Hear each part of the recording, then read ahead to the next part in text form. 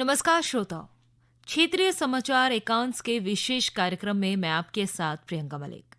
आजादी के अमृत महोत्सव पर प्रस्तुत है ये खास कार्यक्रम, लेकिन उससे पहले कोरोना रोकथाम को लेकर एक जरूरी संदेश।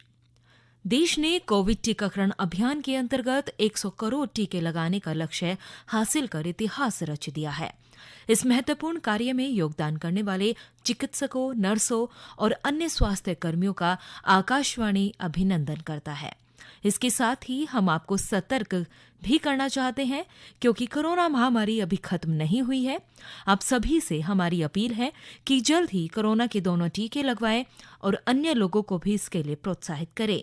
त्योहारों के समय कृपया इन 3 आसान उपायों का पालन जरूर करें। मास्क लगाएं, 2 गज की सुरक्षित दूरी बनाए रखें, हाथ और चेहरा साफ रखें। कोविड से संबंधित कोई भी जानकारी और मार्गदर्शन के लिए राष्ट्रीय हेल्पलाइन नंबर 011-2397-8046 और 1075 पर संपर्क करें। इसके अलावा प्रदेश हेल्पलाइन नंबर है 104 व 0135-2722-100 और 2724-506 पर संपर्क करें। और अब आप सुनिए आजादी का अमृत महोत्सव के अंतर्गत ये खास कार्यक्रम। आजादी का अमृत महोत्सव।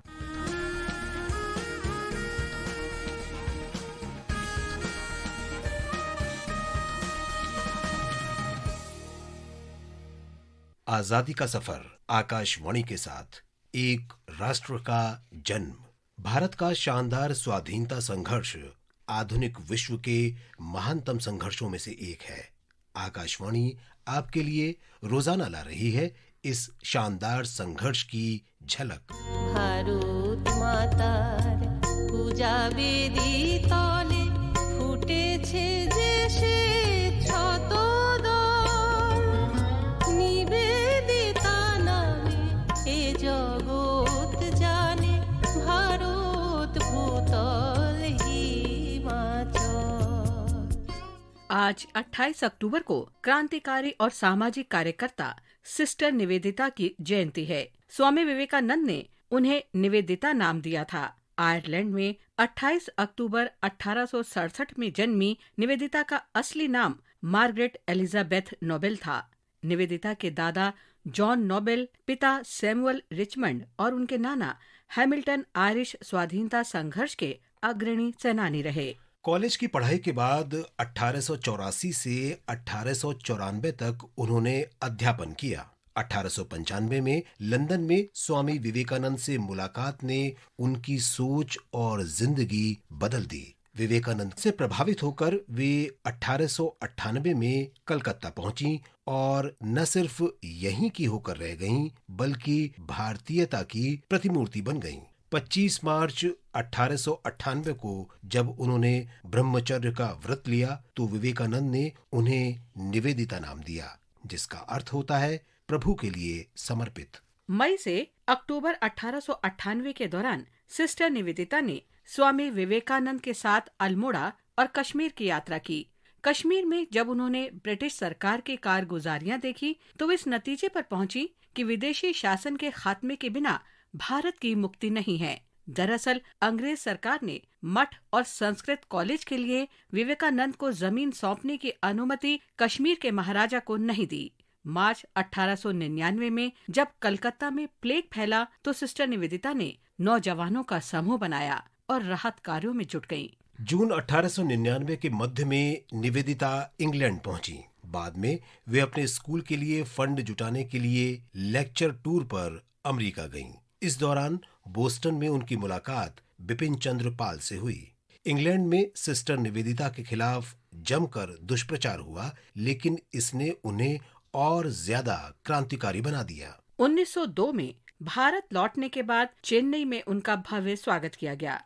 उनके भाषण को खूब सराहा गया, लेकिन अंग्रेज सरकार ने उन्हें प्रतिबंधित कर दिया।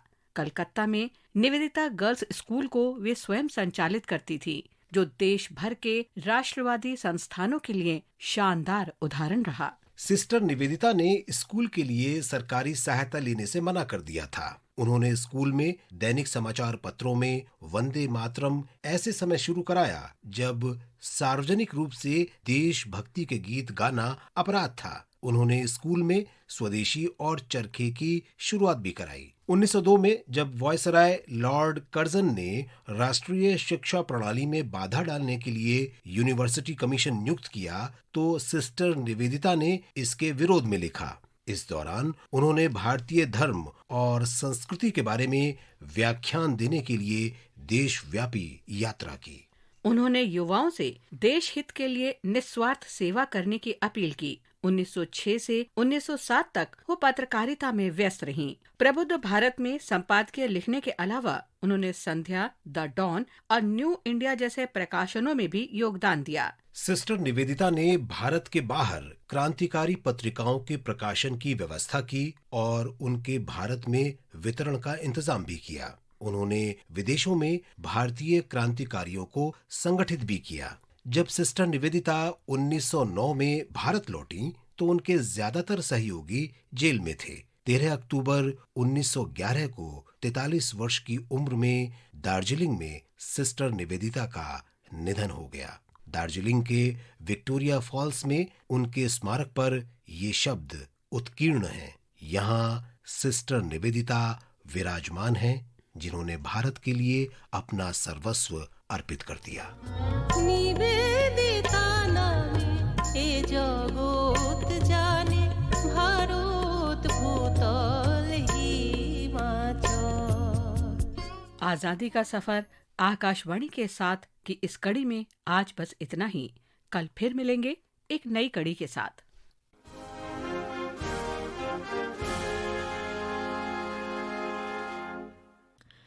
श्रोताओं, देश के 75वें स्वाधीनता दिवस समारोह के उपलक्ष्य में आजादी का अमृत महोत्सव के अंतर्गत आकाशवाणी पर आप सुन रहे थे स्वाधीनता संग्राम और उनके गौरवशाली इतिहास पर यह खास कार्यक्रम। और अब वक्त हो चला है आपसे विदा लेने का, लेकिन जाने से पहले कोविड रोकथाम को लेकर एक बार फिर जरूरी संदेश। श्रोताओं, देश ने कोविड टीकाकरण अभियान के अंतर्गत 100 करोड़ टीके लगाने का लक्ष्य हासिल कर इतिहास रच दिया है। इस महत्वपूर्ण कार्य में योगदान करने वाले चिकित्सकों, नर्सों और अन्य स्वास्थ्य कर्मियों का आकाशवाणी अभिनंदन करता है। इसके साथ ही हम आपको सतर्क भी करना चाहते हैं कि कोरोना महामारी अभी खत्म नहीं हुई है। आप सभी से हमारी अपील है कि कोरोना के दोनों टीके जरूर लगवाएं और अन्य लोगों को भी इसके लिए प्रोत्साहित करें। इसके साथ ही त्योहारों के समय पर 3 आसान उपायों का पालन करना ना भूलें।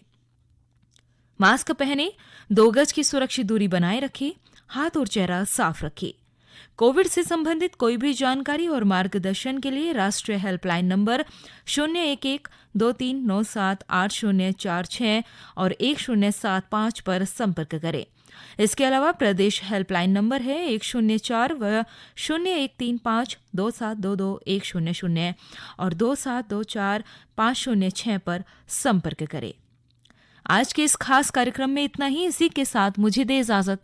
नमस्कार।